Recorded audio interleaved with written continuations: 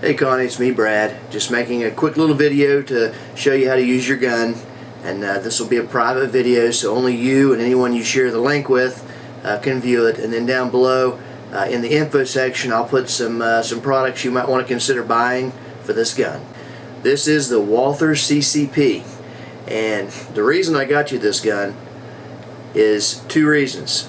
First of all, the slide is very easy to pull back. Now that doesn't mean it's going to be easy for you, but it is easy for me, much easier than any regular gun. And I'm going to show you some exercises you can do here in a little bit that'll strengthen your ability to do that. But first, the slide is easier to pull back, and then the recoil is supposed to be much less than a regular gun. So hopefully that'll work out. So that's the reason we got this. And the Walther is a very, very high quality gun. They're made in Germany, and it's just a really good brand. So let's get on with how this gun works. Okay, let's go over the safeties. First of all, I'm going to show you up here where the safety is.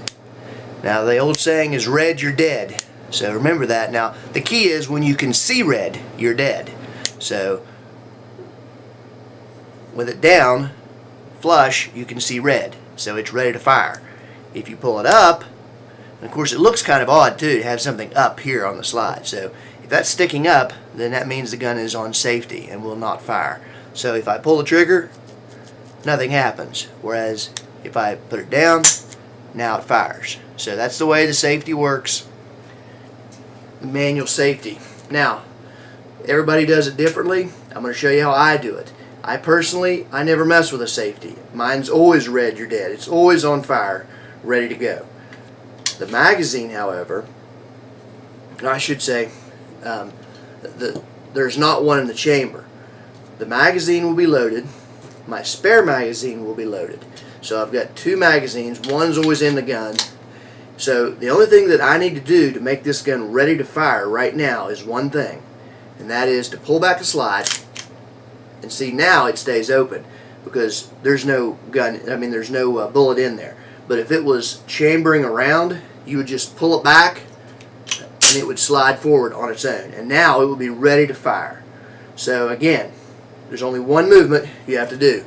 If you have your gun stored, in a drawer or whatever, in this fashion, the safety's off, the magazine's loaded, and now you simply pull out the gun, and that's going to, of course, slide forward and you're ready to go. So it's just one slide movement and you're ready. Now there's another way. If the slide is too difficult for you to pull back, what you could do is you could actually go ahead and load the gun, go ahead and chamber around, or even have Dad or somebody chamber around. So now you're ready to go, and now put it up on safe. So now the gun's ready to fire as soon as you flick down his safety. So now in this scenario, the gun's inside the drawer or wherever you've got it stored, safe. You pull it out, all you do is flip down the safety, and now you pull the trigger and it's ready to go. So that may be an option if the slide is too tricky, or if you just want to choose that option. But if you do, be very careful, because keep in mind you have a round chambered, and when you have one in the chamber, that makes things a lot more dangerous. So it's much better if you can rack the slide. Okay, now let's talk about some other safeties. You've also got a trigger safety. So if you accidentally drop your gun and it hits into something or jars something, it's got a safety feature that will not let this trigger fire. That's a built-in safety. You've got another built-in safety, and that is, you'll see on the side of the gun, and I'll show you this whenever you're shooting the gun. This shows when there's a bullet in the chamber. So if I had a magazine right now and I racked it, had one in the chamber, this would look different. Well, I'll show you that when we get actually on the range.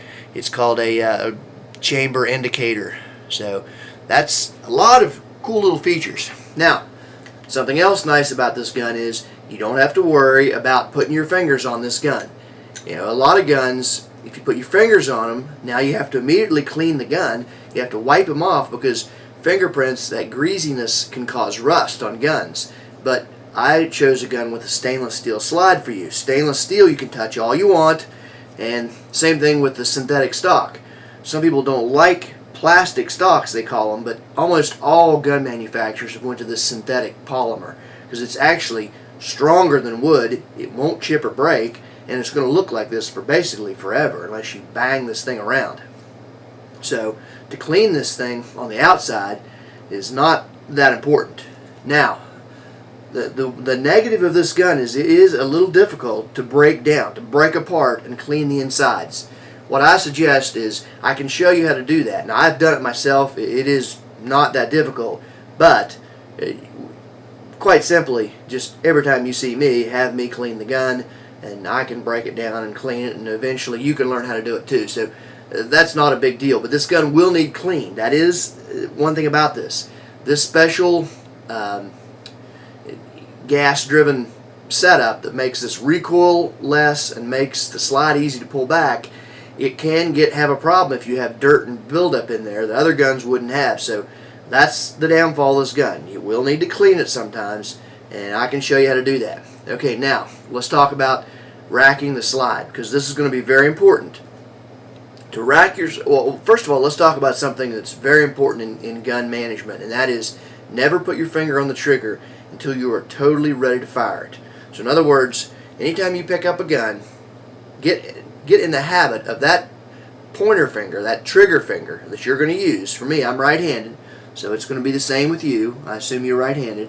When you pick up that gun, let that trigger finger go right across the top, never down on the trigger, because if you get that finger on your trigger, you could be nervous or whatever in a situation, you may end up pulling the trigger.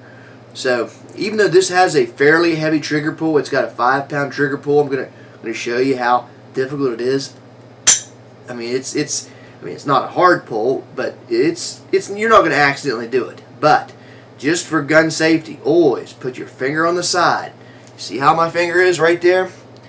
That's exactly, my other, of course, are down below, and this finger is right here. Now, once I get that gun pulled up at somebody, yes, then I'm going to slowly put my finger on the trigger and get ready to squeeze. And whenever you squeeze the trigger, make sure, first of all, of course, you're going to bring the gun up and you bring your other hand down here, obviously not up here where your hand could interfere with the slide. And luckily, I got you a pistol that has a kind of a ducktail back to where that won't hit. But if you don't have that, you have to be careful, because if you have your hand like that, it can interfere with the slides. Okay, now let's cover racking the slide. So you pick the gun up, remember, finger never on the trigger, certainly not now. And what you do is this. Now there's several ways you can rack a slide. You can just reach down regular and try to pull back towards you. That's what most people try to do. So with this gun I can do it easy, but it was still a little difficult for me there. So you can do that, but that's not what I want you to do. Here's what I want you to do. What I want you to do is take the gun and then bring your other hand, put it on top of the slide like this, and then pull back like that. Because what you can do is you're using two hands. This hand, the right hand, is pushing forward, while the other hand on the slide is pulling back. So it's this. Your shoulders and both hands are doing that. So let's look at that again in fast motion. What you're going to do, you pull the gun out, right back. Let's do it a little bit slower motion. Hand comes on. You're going to pull back with this hand. You're going to push forward with this hand, pull back with this. So it's whap. So one thing you can do to strengthen that is to take a really strong cord, like a rubber band that's really strong, not a weak one, and take it and just go like this with that. Take that rubber band and then pull it, just like you would the slide. In fact, make sure you put your hands exactly like you were racking a slide. So one hand is pulling back and one hand's pushing forward. Wham! Like that. So if you practice that enough, this will become second nature, and I really suggest you take this gun and do practice that. Now, let's talk about getting the slide back in place, because you want to practice doing this stuff without any ammunition in here. And you don't want to constantly be letting your slide fly back like that. It's not a problem. But if you did it 500-600 times, it's just not a smart technique to use. So let me show you how you release the slide when you're just practicing the slide. And of course, remember, there's no rounds in here, so it'll hold back when you pull this back. And also, just to give you a heads up, when you shoot this gun, it'll hold 8 shells. And then if you racked one into the slide, you could add another one. So you could have 9, but realistically, you're going to have 8 shells to fire. Once you fire them, when that last round goes out, you'll know because the slide will stay back. And that's a good feature to have on a gun. It automatically holds back. Now, how to release it? Okay, on this side, I want to show you, is a little thing. And you'll learn that if you just push down, it'll release itself. But again, I want to show you the better way to do that for your gun. And that is to hold on, again, take the top of the slide, hold it. Now I'm going to pull back a little bit like I'm racking the slide, and I'm pushing down that button, and then I let it go forward myself. So it looks like there's no real difference there, but what you're doing is just taking a little bit, there it is, rack it. I'm just taking a little bit of that, I don't want it to bang forward. So you're just basically being kind to your gun. So I'm just teaching you, if you want to learn to get comfortable racking that slide, which is something you need to do, then do it, and use your other hand to be on top to kind of give it a little bit of ease and going back in. That way you don't hit this button and pow, I don't mean a fire, I'm saying the slide goes forward really hard. Okay, now the sights that come on this, the sights on the top of the gun, they're not night sights. So I'm going to put a link at the bottom of this video that'll show you some night sights that you can just click on that link, and those are the ones I suggest you get. That may add an extra $100 to this gun, but if you pick this gun up in the middle of the night or when it's very dimly lit light and you try to hold this out, you're not going to be able to see these things here very well. So night sights are a must for a bedside gun. If you're going to be outside in the day, it's not going to be that big a difference. It won't help at all, really. But night sights are a must for night. And another accessory that I suggest you look into is a laser.